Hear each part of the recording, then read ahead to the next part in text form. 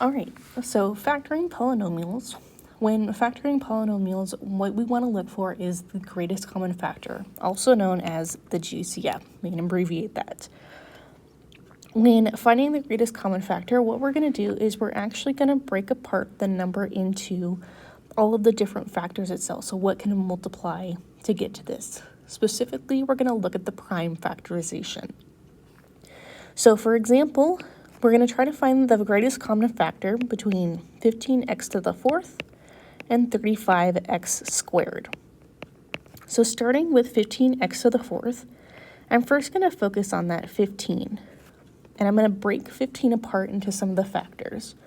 So I can multiply 3 times 5 to get there. Now at this point, 3 and 5 are actually prime factors or prime numbers. There's nothing smaller that we can multiply them to that's not just 1 and itself. So I'm going to represent this as the prime factors as 5 times 3.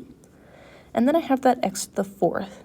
X to the fourth is also the same thing as x times x times x times x. So I got 4 x's and we're multiplying.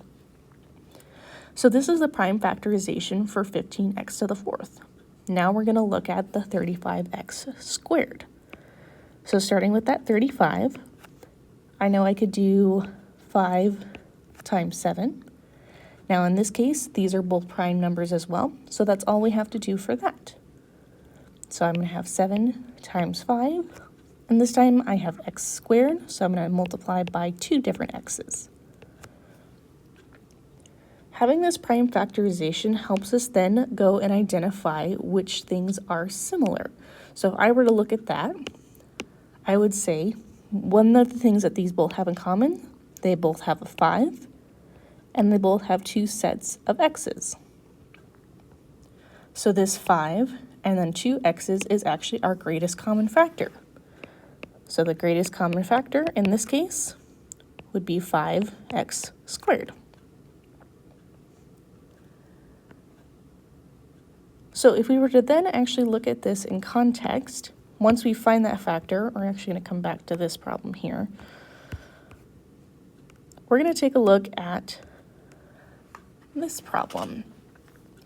If the problem was factoring itself, so we can find this greatest common factor to help us actually figure out what can multiply to get to this.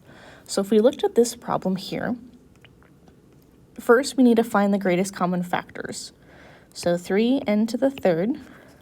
3 I can get only multiplying by 1 in itself. So the factors there are going to be 3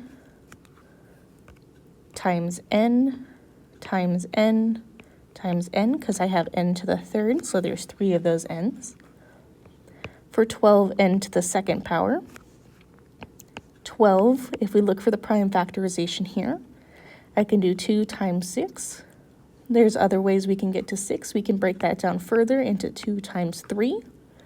So this is actually going to be broken apart as 3 times 2 times 2, and now times 2 n's. So this prime factorization allows us to find those greatest common factors. So looking for similarities, both of them have a 3 and at least 2 sets of n. So in terms of actually factoring this, we're going to pull out 3n squared, that's our highlighted section, and then we are multiplying that by what is left. So in our 3n squared, I just have n left. So I've got n plus this 2 times 2, aka 4. So what we just wrote down here is equivalent to this purple spot above. They are just different factors in different forms. And there's different things that we can do with things once they are in factored form. Specifically, we can actually solve and figure out what these variables could be. So at least on a basic side, that's what we're looking for there. Another way that we can factor is by grouping. So looking at this 3 times n plus 5 plus 4 times n plus 5, you'll notice that in this one, we're actually multiplying by n plus 5 is a commonality here.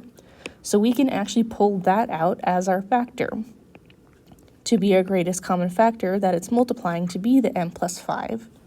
And now I can multiply that by what is left. So 3m plus 4. And that would be it for this situation. This comes in handy when you are solving by grouping using this one down below. If we were to go through, there is not a common factor among all 4 of these. Now, we don't necessarily actually have to find the common factor between all 4. We can find it in just a section. So I could add parentheses here and focus on finding the greatest common factor in both of these groups. So let's start with that first one. So 2x to the third. 2 is a prime number, so its factorization is going to be 2 times x times x times x, because there's 3 x's. Then we've got 8x squared. 8's factorization, I can get 2 times 4. 4 can be reduced down into 2 times 2. So I've got 2 times 2 times 2. Now our x's times 2 x's. Now I'm looking for commonalities.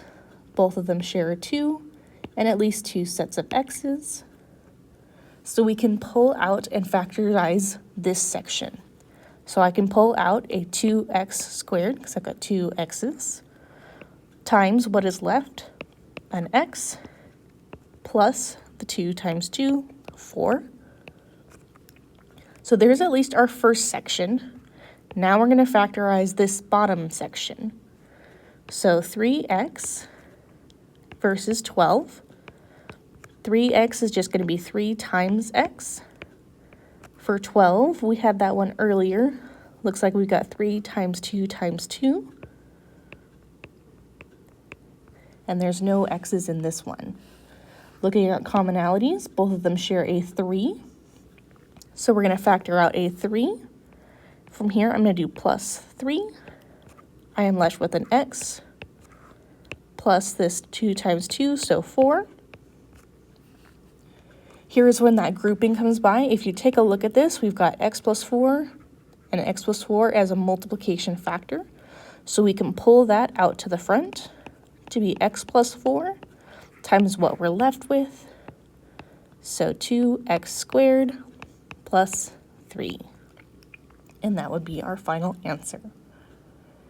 The only other thing to keep in mind when finding the prime factorization, for example, if this was negative 3x instead of just 3x, one of the other factors we would include in here is negative 1. Other than that, it is essentially the same idea.